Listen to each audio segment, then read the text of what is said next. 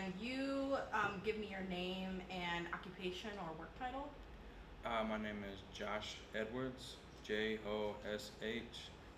EDWARDS, and I am a case management supervisor. My name is Reginald Bell, but people call me Reggie. I'm the clinical case specialist for Garden Prayer Youth Center. Can you think of a singular or defining moment that put you on this path of this profession? Working with kids. I've been working with kids since I started working pretty much. I enjoy it if I can help one kid better their lives, and I did my job. So that's why I love working with kids. I coach, and that's my profession, working with kids to abuse. Well, I started out in the field in 2012. I started out working the floor as a milieu monitor. But once I got the passion to want to help the kids and do a more hands-on approach, it made me want to become case manager, and I became a case manager in 2015. And so I just like doing the hands-on approach, but then I also wanted to take a career path of being more of a managerial role. Okay, so generally speaking, when talking about careers, in many cases, women tend to lean towards jobs that are people oriented, and men tend to lean towards jobs that focus on objects. Do you believe in this statement to be a fact? Why or why not? Not anymore. Probably back in the days, yes, I would have said that was a true statement. But nowadays, women do men jobs, men do women jobs. Pretty much, it's just everybody's doing a job now. They're doing what they like. Uh, well, I'm gonna say in today's society, no, because I feel like people today's society are being more outspoken and open and actually taking advantage of what they want to do with in their career plans instead of just following the traditional pathway of what jobs they might have been chosen because of their gender. Okay, so growing up as a young man, how were you taught to express yourself, and why was that? I was taught to express myself with treating others with respect and basically, you know, uh, wear a tie and shirt to church and just be outspoken about how you feel and don't keep your emotions inside. Use my word. Like my dad used to always say, you want to know something, you ask. If you don't want to know it, then do not ask. So I'm one of the type of person that I do express myself. I am in touch with my emotions and things like that. So So, do you believe the way or how you were taught to be a man was correct? uh, I believe so. I believe that, like, once again, my father taught me that a man needs to try to provide, he needs to stand strong, take care of his family, and things like that. So yeah, I do believe in that. Do you think men and boys today have a better chance to learn more about their emotions and how to handle them? Yes, I think there's more opportunity now, or it's more accepting now to express your feelings and emotions versus back in the, probably even before I was born, pre 1980. It was more about, be a man, tie up your bootstraps and just get out there and, move on. But now I think, society is being more open to expressing your emotions and feelings because maybe that's why people are acting a certain way that they do.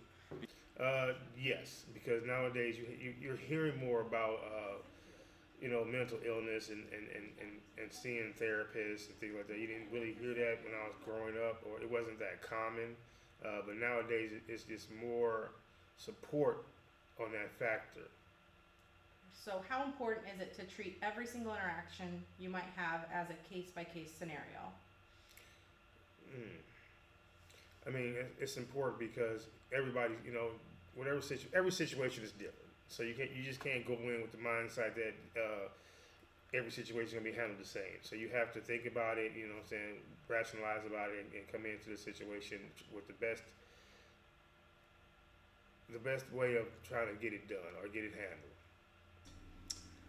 I think it's every interaction could be either a positive thing or a negative thing. So I feel like every interaction you have with somebody is important. So I feel like it's, like for example, like you might have a professional basketball player that, you know, he goes out there and there might be a kid that wants an autograph, that might be that one kid's opportunity. He'll take time to sign his autograph because that might mean something to that kid one day. Those could be, defining moments where past where people meet someone they like, or you say something that might encourage them to do something positive in life. So take a chance at every interaction to always make a difference.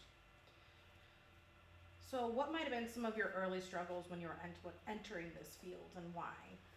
I started out here. This was actually my first job when I was a million monitor. So just kind of feeling my own way, because you had some staff that are like very strict and stern, and set in their ways, and then you have some staff that are too lenient, and then so I kind of had to just feel out like the boys, as far as like, they're gonna feel you out and try to, see if you're gonna give them what they want, or are you gonna be like really, really strict. So I just kind of had to find my own path and my own way to deal with them. So that was probably the hardest part, because I was young. I was only like 23, 24 when I started. So there's not really a big age difference between myself and the young men that we worked with at the time.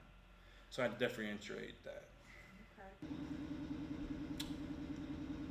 I would have to say time management, and I'll have to say being organized. But time management was the biggest thing. Trying to make sure you get things done on time and stuff like that, and get because in this field, documentation is a very key thing, and just basically dotting your I's and crossing your T's. So, how often do you believe boys' behavior is misrepresented, especially in the early ages? Oh man, because growing up, always it's always said or been thought that boys are gonna be mischievous anyway. So we're curious, and then like they always just say, boys,